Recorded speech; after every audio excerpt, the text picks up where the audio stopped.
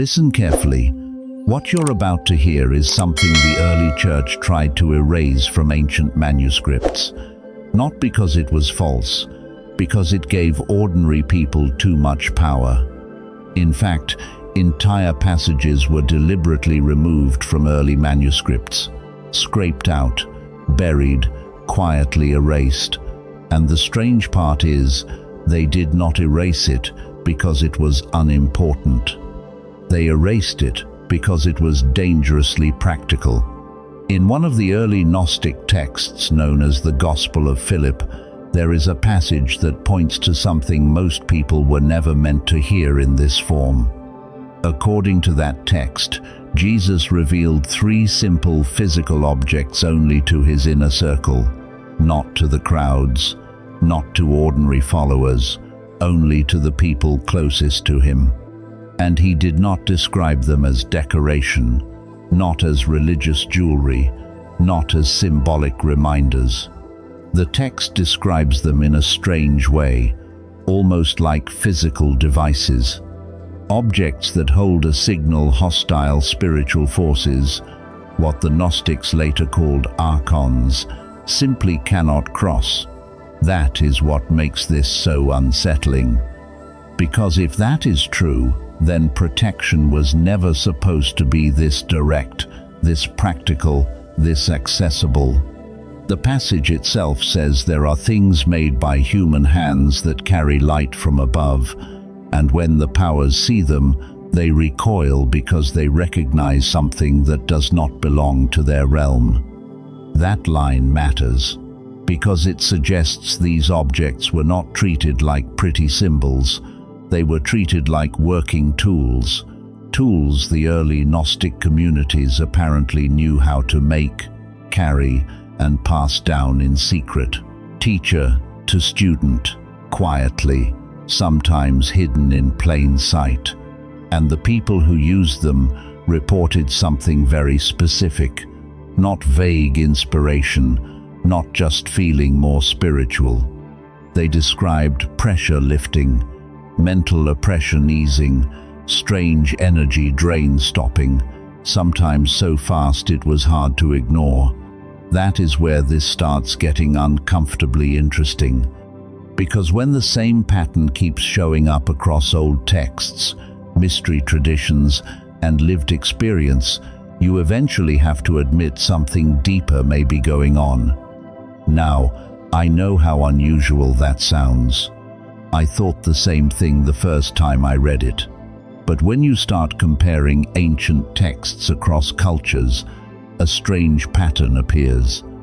Different civilizations use different words, different images, different myths, but they kept pointing to the same core idea. Certain physical objects can stabilize human awareness in a way hostile forces struggle to interfere with. Think of them like tuning forks. Strike one tuning fork, and another one tuned to the same pitch starts vibrating instantly. Ancient traditions believed these objects worked the same way with human awareness. They held a stable signal, and when that signal stayed close to the body or inside a living space, the human mind, nervous system, and subtle perception began to align with it. That is the part modern people usually dismiss too fast. But honestly, if you have ever walked into a room and instantly felt that something was off before anyone said a word, then you already know more about this than you think. Some people move through life barely noticing energy at all. But others walk into a room and immediately feel when something is off. They can feel tension without being told. They can sit next to someone for 10 minutes and leave feeling weirdly drained. They can be completely fine one moment, then step into a certain place and suddenly feel heavy, foggy, restless, irritated, or like their thoughts are not landing clean. A lot of people live with that and never have language for it. They just think they are too sensitive, too emotional, too much. But that is not always what is happening. Sometimes it is not emotional weakness. Sometimes it is signal sensitivity, and people with that kind of sensitivity usually do not feel special. They feel tired, misunderstood, a little isolated, like they are picking up on layers of reality other people either cannot feel or do not want to talk about. They often have very strong intuition, but struggle to explain it. They know who to trust too early. They sense when a place carries strange pressure. They sometimes know something bad is about to happen before the facts catch up. And because they cannot always prove it, they spend years doubting themselves, feeling like they are watching the world through a slightly different lens than everyone else. Not better, just more aware of subtle signals most people miss. The Gnostics had a way of understanding that kind of person, not as superior, not as some grand hero, more like someone with thinner walls between the obvious world and the hidden one. And according to these teachings, those people get hit harder too. More interference, more confusion, more energy drain, more internal noise. Why? Because if you are the kind of person who can eventually see through the manipulation, then you are also the kind of person the manipulation wants, fogged, distracted, exhausted, and doubting yourself all the time. That is what makes the next part matter, because the first object was said to target exactly that kind of interference. So let's talk about the first object, because this one appears in almost every ancient civilization on Earth. The first object is a stone that appears across nearly every ancient mystery tradition, lapis lazuli, that deep blue stone with flecks of gold that shows up in Egyptian tombs, Sumerian carvings, priestly ornaments, and sacred art across the ancient world. The Egyptians called it the Stone of Heaven. Long before them, the Sumerians linked it to the gods. That alone is worth noticing. Civilizations, separated by time and geography, kept reaching for the same mineral when they were trying to represent divine contact, elevated sight, or access to hidden knowledge. And the Gnostic interpretation of that is simple.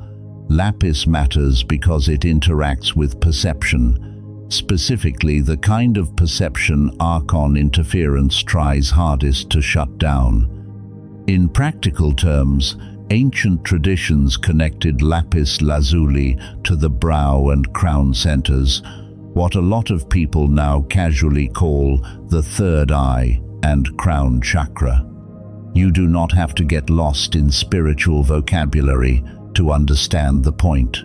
These are the parts of human awareness tied to intuition, pattern recognition, inner knowing, and the ability to sense what is going on beneath surface appearances.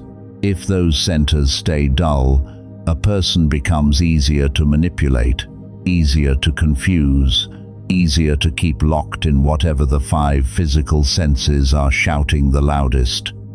And that is exactly why these traditions believed hostile forces focused so heavily on those areas. Keep the higher perception offline, and the person stays stuck, reacting instead of seeing. That is the whole game. The interesting part is that lapis lazuli also has measurable electromagnetic properties. That does not prove every mystical claim around it, obviously. But it does mean the stone is not just passive decoration. It holds a stable physical pattern, and ancient people believed that stable pattern resonated with the human system in a very particular way. When people carry lapis lazuli close to the body, something interesting often happens within days. Their dreams become more vivid. Their intuition gets less muddy. They start noticing patterns they used to miss. Synchronicities stand out more sharply. The weird sense of being cut off from their own instincts begins to soften. Some people say they start walking into places and instantly knowing whether the atmosphere is clean or heavy. Others say they stop second-guessing their first read on people. And what is striking is how ordinary these changes sound when real people describe them. Not dramatic visions, not floating candles and movie nonsense. Just, my head felt less noisy. I slept deeper. I could tell sooner when someone was off.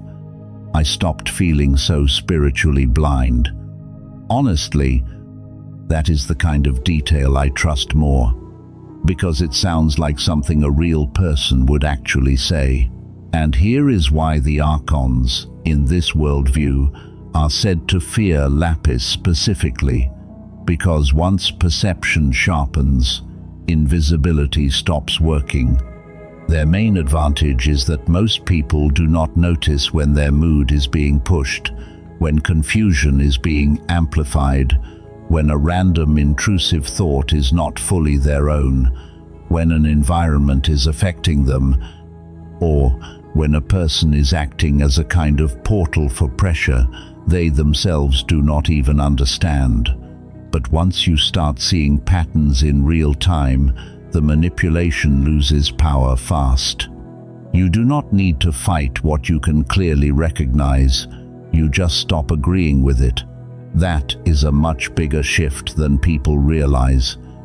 So if you are someone who has felt blocked intuition, muted inner sight, strange mental dullness, or the constant sense that something is happening around you but you cannot quite read it, lapis lazuli is the first object for a reason. Ancient communities did not wear it once in a while. They kept it with them constantly, on the body, in pouches, as beads, as pendants. Because this was never about aesthetics, it was about training awareness back into alignment. And that is only the first object. The second one is where the whole thing gets even more direct. Because this one sounds almost too simple until you understand why it mattered so much. The second object is something the institutional church tried much harder to blur, downplay, or strip of its original force. And at first it sounds almost laughably plain. Just a small piece of blank paper that has not been written on before. That detail matters. Blank, unused, receptive. On that paper you write a phrase by your own hand, in ink, slowly, intentionally, not printed, not typed, not copied by a machine, written by you. Because the Gnostic texts treated writing very differently than most people do now. To them, writing was not just language, it was pattern fixed into matter. Spoken words fade, written words stay. They keep holding the shape of what was declared. That is why names mattered so much in those traditions. Not names as labels, names as frequencies, as identities, as forms of alignment. In the Gospel of Philip and related Gnostic thought, there is this recurring idea that the powers can deceive people through false names, false identities, false stories about who they are. But there is also a hidden name, or rather a true naming, that hostile forces cannot stand when it is recognized and anchored properly. And the phrase tied to that teaching is simple. 3 words the Gnostics believed carried enormous power. I am monad. That phrase is not meant like a slogan. It is a declaration of alignment. I am is being itself, presence, awareness, the statement of existence before explanation, and monad is the Gnostic word for the source, the one beyond division, the original consciousness from which all things emanate. Put them together, and the phrase becomes something very specific. Not ego, not I am God, in the shallow, inflated sense people sometimes jump to. More like, I am rooted in source. I belong to what is whole. I am not merely the confusion trying to pass through me right now. That is why the phrase matters, and the method matters too, because this is not meant to stay abstract. You take clean paper, you take ink, not pencil, and you write the words with your own hand, slowly, intentionally. The act itself is part of the anchor. You are not just noting a sentence, you are fixing a pattern into physical form. Some traditions say, fold it 3 times after writing. Others say keep it flat in a wallet or pouch. But the principle is the same. Keep it on your body. Keep it close. Let the declaration stay with you. The written phrase acts like a constant broadcast. Unlike spoken words that fade away, written language holds its pattern. And in the Gnostic view, that held pattern makes a huge difference when the attack is mental. This is where a lot of sensitive people immediately know what I mean. There is a kind of fog that does not feel natural. You are technically awake, but your thinking does not land. You cannot sort your thoughts cleanly. Simple decisions feel oddly hard. You keep looping, second-guessing, losing momentum, starting things and then mentally slipping sideways. And the worst part is that it can make you doubt your own intelligence, when really the issue is not intelligence at all. It is interference, pressure, signal distortion. According to these teachings, that is one of the main ways Archon influence works, through confusion, through overload, through muddying your sense of what is true, what is yours, what matters, what to do next. But when someone carries a written declaration like, I am monad, people across different traditions have reported a very specific shift. The fog thins out, not always in some dramatic lightning bolt moment, but clearly enough that they notice. Their decisions get cleaner. Their thoughts stop slipping all over the place. They feel less pulled by random emotional hooks. Some people even say certain draining people stop pressing on them the same way. Arguments that used to erupt do not catch fire. Pressure through other people loses traction. That makes sense in this framework, because once identity stabilizes, manipulation has less to grab onto. And that is why the written phrase is described as something Archons cannot tolerate easily. Not because the paper itself is magical, but because the pattern is stable, continuous, declared. It says, in effect, this person remembers what they are connected to, and confusion has a much harder time nesting inside someone who is holding a stable pattern on purpose. The early Gnostics were said to carry written names and sacred phrases in small pouches, sewn into garments, worn near the chest, kept hidden but always close, not as superstition, as working spiritual technology. That phrasing sounds dramatic, I know, but honestly, it is the best description for how they treated it. And if your main struggle has been mental fog, chronic confusion, emotional overload, or feeling like your clarity disappears the second you get around certain people, this second object starts making a lot of sense. But the third object is where everything shifts from personal protection to environmental protection. And this one may be the most overlooked of all. The third object is not bought, it is drawn by your own hand, on paper, with intention. And what you draw is disarmingly simple. A simple circle with a single point in the center, one of the oldest symbols of consciousness ever recorded. The Gnostics saw this as the monad symbol, the circle as infinite source, the point as the individual spark within it, whole and localized at once, not separate, not cut off, not abandoned, held inside the greater field. That is what the symbol says without using words, and this is where ancient symbolism starts to feel a lot less decorative and a lot more functional. Because symbols do things to the human nervous system, fast, much faster than long explanations do. They trigger recognition, orientation, meaning.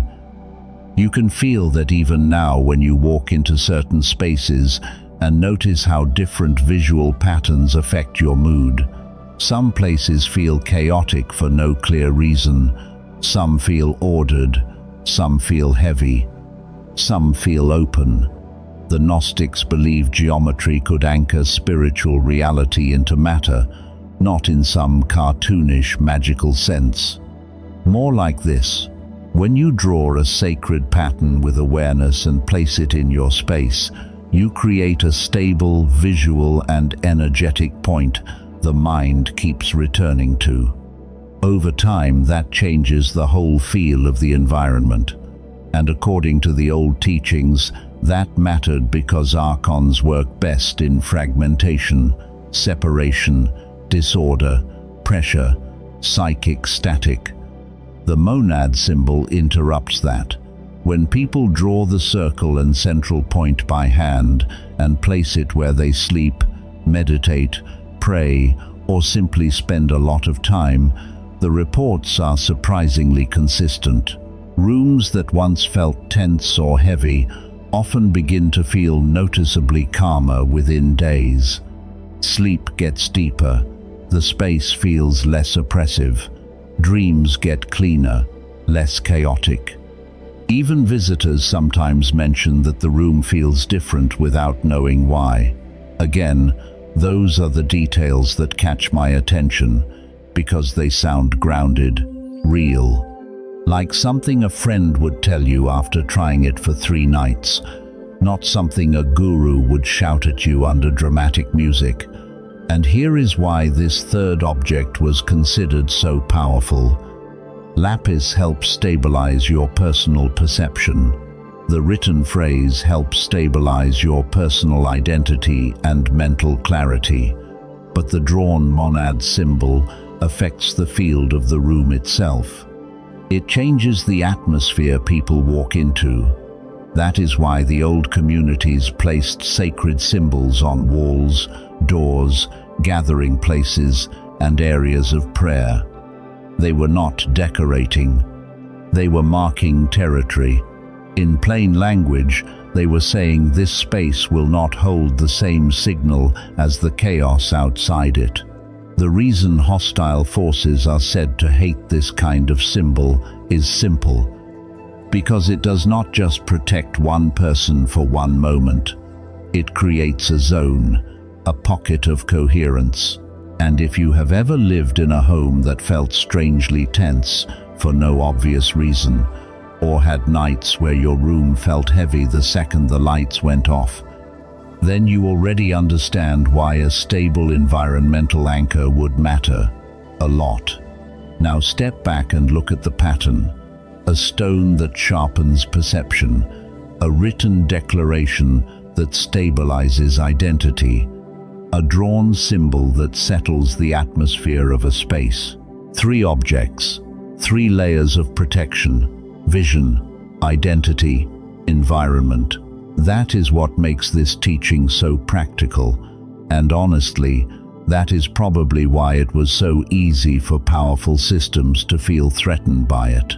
Because the reason powerful systems tried to bury this knowledge was not because it was evil, it was because it made people less dependent. If ordinary people realized they could protect themselves with simple physical anchors instead of relying entirely on institutional gatekeepers, then a whole structure of control would start cracking.